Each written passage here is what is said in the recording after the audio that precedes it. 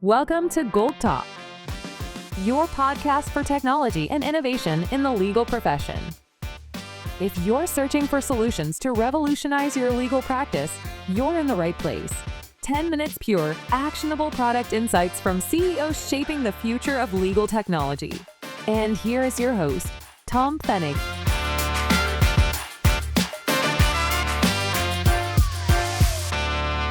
Welcome to GOLT Talk, your podcast for innovation and technology in the legal and compliance world.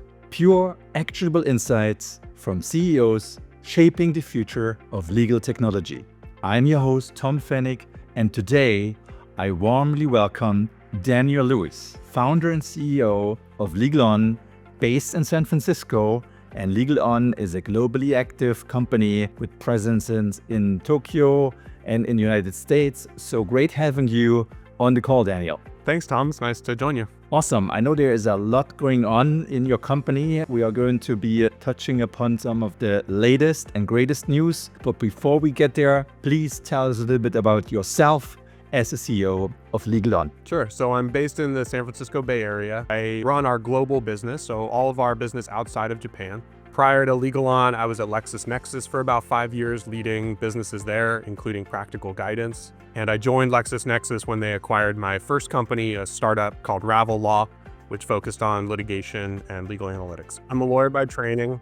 I went to Stanford Law School and then ended up starting a company after that. Awesome. From lawyer to lawyer, and that's always great if someone who knows the profession is at the center of a company building tools for the very profession. So let's dive right into LegalOn, a company that has been around. It's not a newbie. You guys have built a reputation. You've built a very, very strong ecosystem of services. What are the use cases LegalOn is offering, and how would you say differentiate LegalOn itself in a fairly competitive market? Yeah, so LegalOn, we're a legal AI company that helps in-house teams review and redline contracts faster and more accurately.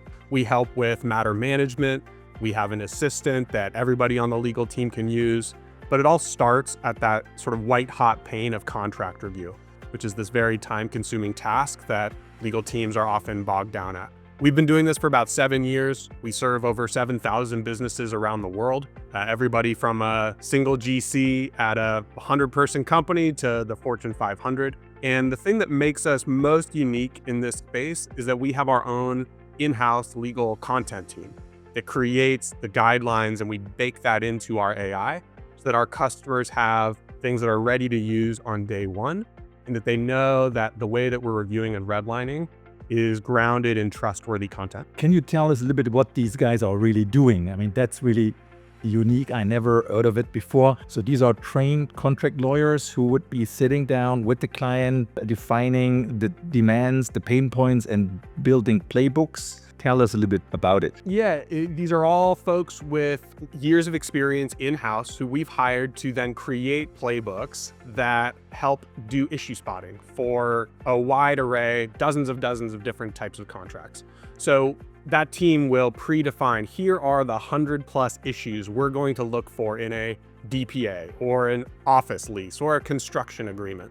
And then our AI teams turn that into code so we can spot those issues as accurately as possible. And our content team will also draft suggested language that can be used to redline a contract when an issue appears, along with a practice note that explains why each individual issue matters and how to think about negotiating it or falling back to a different position. So all of that is baked into AI, and our customers have that available to them on day one. And what we found is that many customers don't have playbooks of their own because they take time to create, and they can't possibly cover the wide array of different agreements that their business is handling on a regular basis. And so they can use our content right off the shelf. But our in-house team will also work with them hand in hand to turn whatever playbooks the customer does have into AI as well. And that process can take a week or 1 to 4 weeks, but they have something that they can use right off the shelf. And then they can add to that whatever their own preferences are working hand in hand with our team. Have you gone into metrics or data? Because I hear precision and usability compared to others, because with this co-creation and co-monitoring, I think the quality of the output is obviously extremely high. Have you data to back it up? Yeah, so we have an extensive data annotation team internally where we're creating thousands and thousands of data points to test and evaluate how well our systems perform at spotting issues. And so a lot of companies might talk about how accurate they are with a one-page NDA, but that's sort of the low-hanging fruit. So when you get into longer MSAs and construction agreements and clinical trial agreements, I think that's where a lot of other companies' accuracy falls down, because they don't have the same sorts of data creation and evaluation processes that we've built in. At least that's how we approach it. And so we can evaluate how well we spot individual issues and how well we make red lines based on that extensive data creation process internally. Awesome. And let's not forget, again, you are serving the world from two sides, right? The Asian side and the American side. So that puts you also into a unique spot, because you're seeing multinationals that are busy all over the world and have their own contractual challenges in Asia and Japan as well. So that, I think, is also an interesting USP. Is it? Yeah, that's right. So a lot of the larger organizations we serve are operating across different geographies, oftentimes operating across different languages. So we include built-in translation support, so you can translate from 28 different major languages and then run your reviews in English and redline back into the native language. So we're trying to address these more complex needs of large multinationals alongside, serving companies that are just operating in one geography. That's giving me the segue to the final question in this space. So your clients are not just the multinationals. You're serving smaller legal teams as well. You're both in-house and law firm focused, or do you have any preferences? About 80% of our business are in-house legal departments, and the other 20% are law firms. So the core of who we're serving are primarily in-house teams, and they're handling that day-to-day flow of hundreds or thousands of contracts a year. Those could be inbound procurement contracts where they're buying goods and services. It could be red lines to their own outbound sales agreements or NDAs that they're then dealing with counterparty red lines on. But that's sort of the bread and butter of those in-house contracting needs. Clear.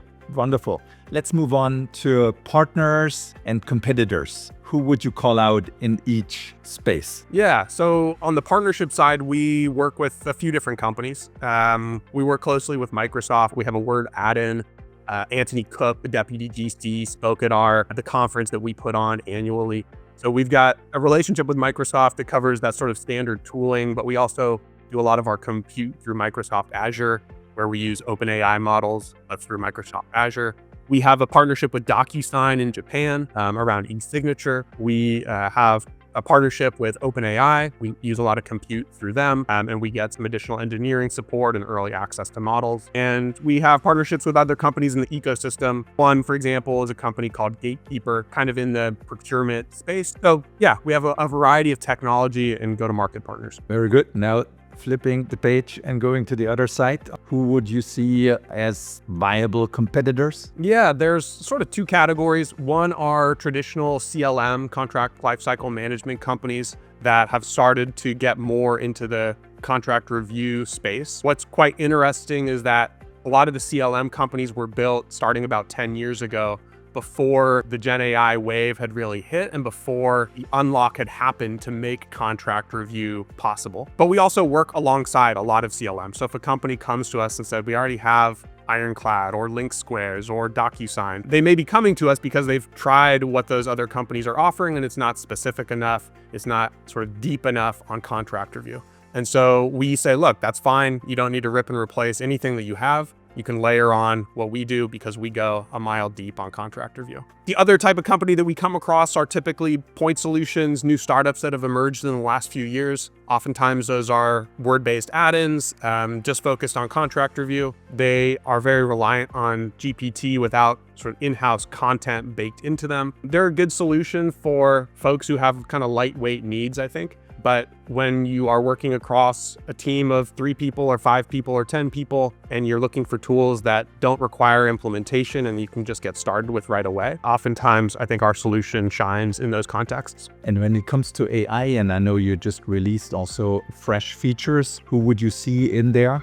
Yeah, so we just launched a new matter management module that's built with AI from the core up to help streamline the intake process for legal teams, gathering the information that they're seeking from the business requester to make sure that they have everything they need before they start the work, helping them triage it, assign it, set deadlines, start to automatically answer it if they have knowledge in their organization that can answer that question, and then obviously move seamlessly into contract review if it's a contract related question. We've got an assistant that's increasingly powerful. It helps you talk to your contracts, talk to your whole collection, ask questions of those agreements, use skills like extracting defined terms, summarizing the red lines that have been made. It's an assistant that can be used for contract review, as well as drafting, general brainstorming, kind of a wide variety of needs to serve everybody on the legal team. We also have some other modules, but those are the ones that are sort of front and center right now. Very good. Very, I'd say, diverse, if that's the right term. And I hear from CEOs occasionally, look, we are building features that do not necessarily fit into predefined categories, like CLM as an old term, or e-discovery or document management system.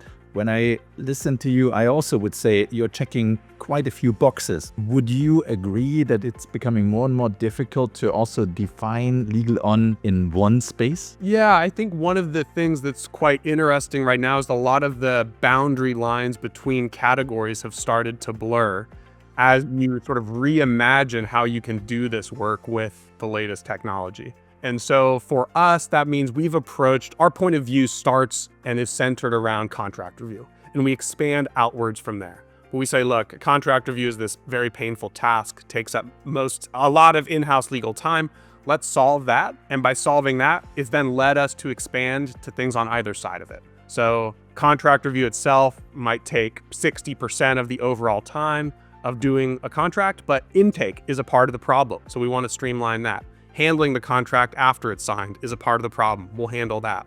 But then we look more broadly too and say, how can we serve the general needs of this in-house team? So expanding beyond contracts increasingly and looking at those general needs of in-house legal, which I think are, oftentimes underserved because the technology is hasn't quite caught up to some of their use cases. What could that be? Email review, for example? It can include a variety of things. We'll be launching more features over the next 6 months that expand that reach within in-house, but it's everything from drafting support to one-off projects where you're reviewing lots of different documents. It can include aspects of legal research.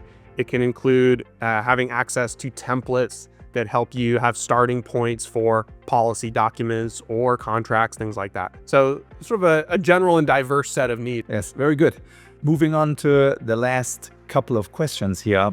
Implementation time. Obviously, people want to get the tool activated as soon as possible. What's an estimated frame of implementation time that you would foresee in the different kind of segments of your client base? So because we have these off-the-shelf playbooks that are pre-built, pre-trained, full of content, very robust, a lot of our customers, if they don't have playbooks of their own or want to implement anything on their own, they're starting to use us that afternoon, the day that they buy us. There's no implementation time. There's a web app. They can go straight to it. They can download a Word add-in and they're off and running. For customers that have a playbook that they want to implement, they'll work with our team. That can be an hour call to get sort of an understanding of what their playbook includes and how they want it implemented.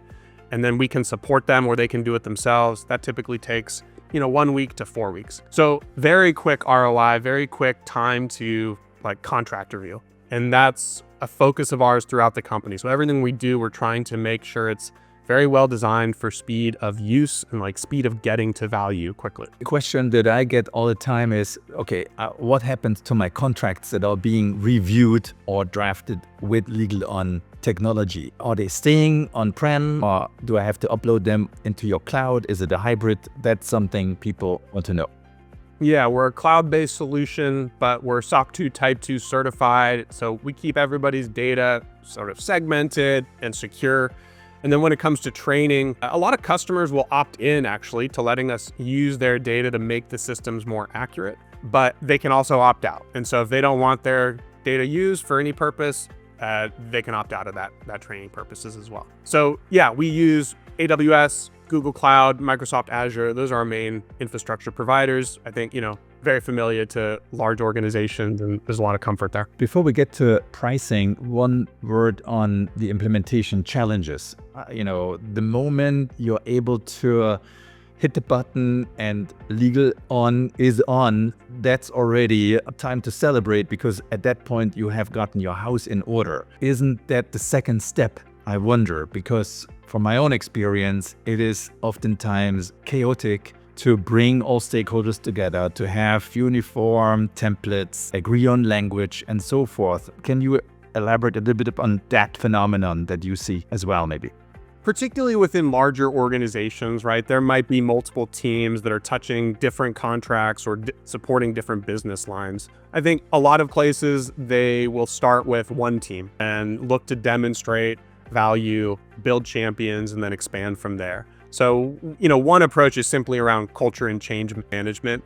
Rather than having 300 people kind of try to change overnight, you can start with smaller groups and build from there. There is a piece around process and sort of getting ready for contract review that can center around playbooks of, like, if you want to have a consistent and standard way that your team is reviewing contracts, you need to have a way to articulate what those standards should be. Like I mentioned, we can help teams do that. Those playbooks often exist as a Word document or a spreadsheet. We can help turn them into AI, make them more living and breathing and easier to adapt as things go forward. So on the one hand, I think there's value in teams doing that preparation. And on the other hand, I don't want to tell folks that there's another barrier to using technology, right? There's not one more thing that they need to do before they get ready. So that's why we do put this big emphasis on having out-of-the-box playbooks that can get them, if not 100% of the way there, 80 or 90% of the way there, to dramatically reduce the amount of effort and lift that they need to put into implementing a new system. Very good. And I think with the backing of thousands of clients, obviously you came across all different scenarios of contracts, and the playbooks that you offer are pressure tested, I would imagine. So I'm not necessarily running the risk that they do not apply into my infrastructure and ecosystem. Exactly. I think our experience working in this space and the diversity of the customers that we serve, not just of all sizes, but across every industry, gives us a unique perspective on the challenges that legal teams are facing and the way that we can build tools that are really dialed into their risk preferences and their business preferences. And so it gives a lot of organizations a starting point that's very powerful, and they can build from there. Awesome. Now pricing, we can't avoid it. Give me some numbers, please. Yeah, so we're a modular system. Folks can sign on to different aspects of the platform, right? If they want contract review, but they don't want our matter management module, they can pick and choose what they want. For contract review, for example, typically starts at around $6,000 a user and goes down from there as you add more users and scale. So there's different options that can be kind of packaged together around the types of features that you want, but that's sort of a ballpark to orient folks. And if I wanted to license the whole platform, everything that LegalOn is offering, what would be a ballpark number there to contemplate? It really depends on the size of the team. But I guess the most important thing to know is that we're user-based pricing, so it's not charging based on the number of reviews or the number of contracts being handled by the system. And I think that aligns us really well with our customers, which is that they can get as much efficiency as they want out of the system, and we view that as a win-win. So $6,000 for a year as a starting point, which comes down depending upon how many additional licenses you add, 40%, 50% on top if everything comes into play. Yeah, it's hard to sort of give you like a top end price range because it can vary based on the factors of users and what they've signed up for. But it is a scalable system that's designed to accommodate large organizations that are rolling this out across hundreds of users. Very good. So we'll find out when your clients or prospects will put their numbers together, what the ultimate amount is going to be.